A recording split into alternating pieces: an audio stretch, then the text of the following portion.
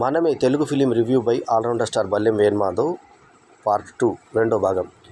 So అక్కడ దేవిప్రసాద్ ఉంటాడు. అక్కడికి వెళ్ళిపోతారు వీళ్ళు. వెళ్ళిపోయిన తర్వాత అక్కడ ముఖేష్ ఋషి మిలిటరీలో హెలికాప్టర్ నడిపించినట్టుగా చూపించి వాళ్ళకు సొంత హెలికాప్టర్ ఉన్నట్టుగా ఆ చాపర్లో వాళ్ళు 200 కిలోమీటర్లు 2 గంటల్లో రావాలంటే అక్కడ నుంచి బయలుదేరి వస్తారు.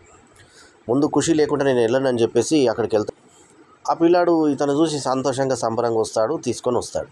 సో శివ కందుకూరి మనకి మనుచరిత్ర, తర్వాత భూతద్దం భాస్కర్ నారాయణ, తర్వాత మీట్ క్యూట్ అనే ఒక ఓటీటీ సినిమా, గమనం అనే సినిమా, ఈ సినిమాలలో అతను చేస్తున్నాడు. సో చూసి చూడంగానే అతను అరంగేట్రం ఫిలిము. సో చూసి చూడంగానే మనుచరిత్ర, భూతద్దం భాస్కర్ నారాయణ, మీట్ క్యూట్ సినిమాలు నటించి ఇతనికి సెకండ్ హీరోగా మొదటి సినిమా ఇది. సో ప్రముఖ నిర్మాత, నాకు చాలా సన్నిహితమైన స్నేహితుడైనటువంటి రాజ్ కందుకూరి కుమారుడైన మా సినిమా అవార్డు గ్రహీత అతను రాజ్ కందుకూరి. సో పెళ్లి చూపుల నిర్మాత. సో ఆయన కుమారుడు ఈ సినిమాలో చక్కగా యాప్ట్గా సరిపోయాడు, ఆ క్యారెక్టర్కి అందంగా సరిపోయాడు అతను. సో ఈ టైప్ ఆఫ్ క్యారెక్టర్స్కి వెళ్తే చాలా బిజీ అవుతాడు అనిపించింది. అతను బాగా క్యూట్గా కనిపించాడు. ఇక ఈ సినిమా తీరుతెన్నులు, ఇంకా తర్వాత దీని యొక్క విధి విధానాల కోసం వస్తే చాలానే చెప్పుకోవచ్చు ఈ సినిమా గురించి. ఎందుకంటే ఇది యాక్చువల్లీ ఒక మంచి అంశాన్ని తీసుకున్నారు. ఆ మంచి అంశం ఏంటిదంటే, పేరెంట్స్కి మనం ఎంత టైం ఇవ్వలేకపోతున్నాము, ఎట్లా ఉంది దాని మీద చూసి లాస్ట్కు ఈ పిల్లాడిని వాళ్ళు ప్రేమతో మళ్ళీ వాళ్ళ నానమ్మ అమ్మమ్మలు వాళ్ళు తీసేసుకుంటే వీళ్ళు బాధపడ్డప్పుడు అప్పుడు గుర్తుకొస్తుంది, అరే నేను ఈ పిల్లాడు ఒక 6 నెలలు నా దగ్గర పెట్టుకున్న పిల్లాడు వెళ్ళిపోతేనే నాకు ఇంత బాధ అనిపిస్తుంది. మరి అటువంటిది నాకు మా తల్లిదండ్రులని నేను వదిలిపెట్టిపోతే వాళ్ళకి ఎంత బాధపడతారో అని చెప్పి గుర్తించి రావడం, ఈ డెడికేటెడ్ టు పేరెంట్స్ అని వేయడం, ఆ తర్వాత పేరెంట్స్ ఫోటోలు అందరూ టెక్నీషియన్ల పేరెంట్స్ ఫోటోలు వేస్తూ ఎండ్ టైటిల్స్ వేయడం అనేది చాలా భావుకతతో కూడుకున్నటువంటివి, కళ్ళకు అందరికి నీళ్ళు వచ్చేటువంటి విషయం.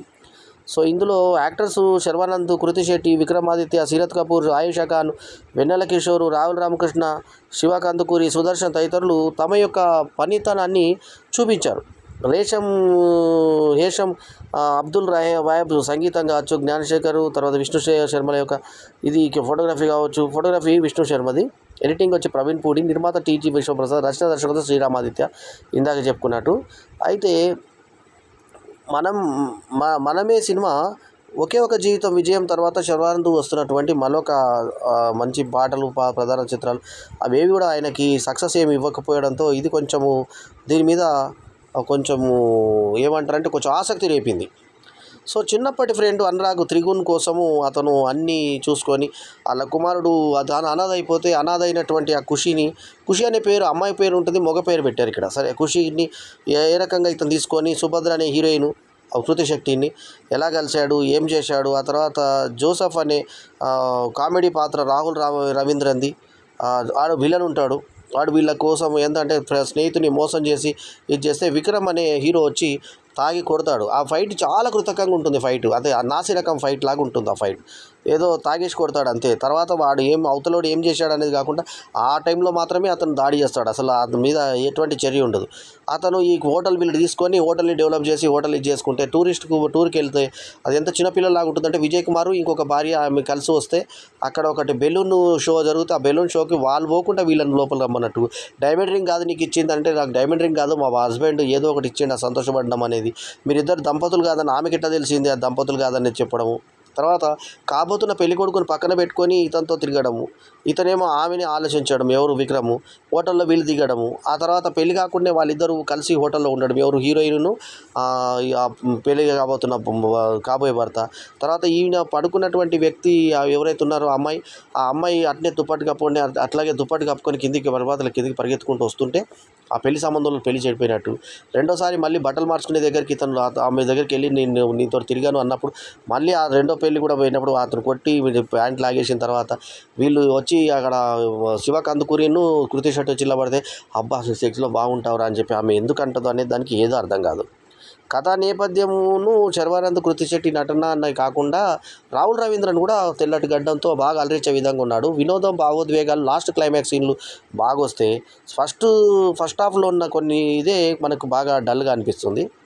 ఫస్ట్ హాఫే కొంచెం స్లో అనిపిస్తుంది, అంతా మొత్తం అల్లరి చిల్లరి సినిమా లాగా అనిపిస్తుంది. కానీ సెకండ్ హాఫ్కి వచ్చేసరికి ఏదైతే తీసుకున్నాడో ఆ కథాంశం అంటే ఏం చూపించాడు అనుకున్నాడంటే, తల్లిదండ్రులకు మనం దూరం అవుతున్నాము, వాళ్ళు పెంచి పెద్దవాడుతున్నట్టు 6 నెలల ప్రేమకే మేము తట్టుకోలేక పిల్లల్ని వదిలిపెట్టుకోకపోతున్నామే, అటువంటిది చిన్నప్పటి నుంచి పెంచినటువంటి తల్లికి ఫోన్ మాట్లాడడానికి టైం ఇవ్వలేకపోయానే అని బాధపడేటువంటి సన్నివేశం ఏదైతే ఉందో చాలా బాగుంది. సుభద్ర పాత్రలో కృతి శెట్టి జీవించింది. అట్లాగే విక్రమ్ పాత్రలో శర్వానంద్ ఎప్పటిలాగానే అద్భుతంగా చేశాడు. సో అతని రాహుల్ రవీంద్రను ఫ్రెష్గా అనిపించాడు విలన్గా, అతను బాగా చేశాడు. అట్లాగే త్రిగుణు పాత్ర కూడా బాగుంది. సో ఇంకా మిగతా పాత్రలు అందరూ కూడా వాడు ముఖ్యంగా ఈ రాహుల్ రామకృష్ణ ఇవన్నీ కామెడీకి వాడుకున్నారు. ఇక వెన్నెల కిషోర్ది జస్ట్ చిన్న బిట్ లాగా వాడుకున్నారు. ఓకే, అండ్ డాక్టర్ లాగా ఏం చేస్తావు నువ్వు అని అంటే అది పిచ్చి పిచ్చి భాషలు. అయితే క్లైమాక్స్లో హీరోయిన్ దగ్గరికి వచ్చినప్పుడు డైలాగులు ఏవైతున్నాయో శ్రీరామాదిత్య అద్భుతంగా రాసుకున్నాడు. ఆ డైలాగులు నువ్వెందుకు చెప్పలేదు అంటే, నువ్వెందుకు వెళ్ళిపోయావు, నువ్వెందుకు వచ్చావు, ఆ డైలాగులు ఆ త్రివిక్రమ్ డైలాగులు లాగా అనిపించినాయి. క్లైమాక్స్లో చాలా బాగున్నాయి ఆ డైలాగులు, బాగా ఆసక్తికరంగా ఉన్నాయి. లాస్ట్కి నేను తాగను, నేను చేయను తీరపోతే ఇతను ఏదో డిగ్రీ చేసినట్టుగా చెప్పడం కూడా అతిశయోక్తిగా అనిపిస్తుంది. మనకు ఏదో డిగ్రీ చేసినట్టుగా టై కట్టుకొని అవి కట్టుకొని బయటికి వెళ్ళి ఉద్యోగం కోసం పోయి ఉద్యోగం తెచ్చుకొని ఉంటాడు. సో తర్వాత హీరోయిన్కి ప్రపోజ్ ఎట్లా చేస్తారంటే, బాబుని చేతిలో పట్టుకొని ఖుషిని అడ్డం పెట్టుకొని, నిన్ను ప్రపోజ్ చేస్తున్నాను, నువ్వు చెప్పినట్టు వింటాను, నేను తాగను, నేను చెప్పినట్టు వింటాను అనే టైప్లో ఆమెకి మోకరిల్లితే, నువ్వు ఎందుకు వెళ్ళిపోయావు అంటే, నువ్వు ఎందుకు వచ్చావు, ఈ టైప్లో డైలాగులు బాగా పంచ్ డైలాగులు బాగా. కథలో సెంటిమెంట్ పాటలు కొంచెము సినిమాను ఒక రేంజ్కి తీసుకెళ్ళాయి.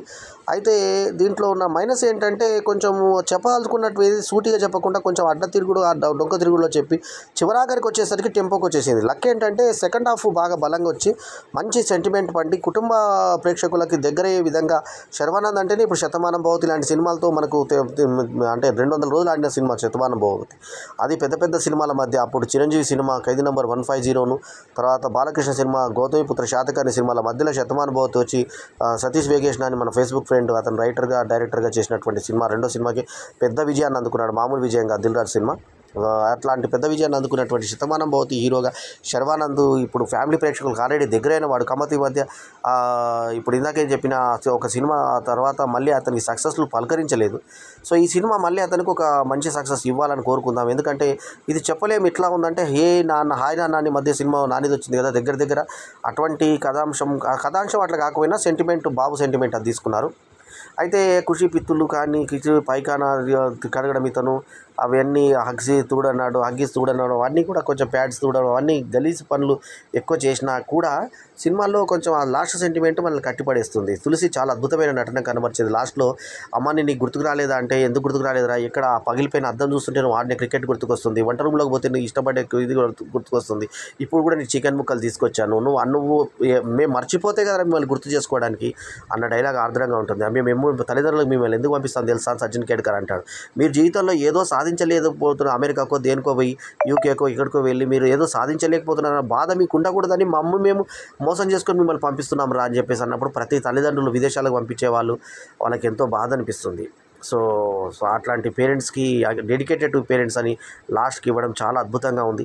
ఈ సినిమాకు నేను ఇచ్చినటువంటి rating 4/5 is my rating for this film. ఈ రివ్యూ కనుక మీకు నచ్చితే లైక్ చేయండి, కామెంట్ చేయండి, షేర్ చేయండి, మా ఛానల్కు తప్పకుండా సబ్స్క్రైబ్ చేయండి. ఎల్లప్పుడూ మీ ఆదరాభిమానాలను ఆశించే మీ ఆల్రౌండర్ స్టార్ బల్లెం వేణుమాధవ్. నమస్తే, జై హింద్.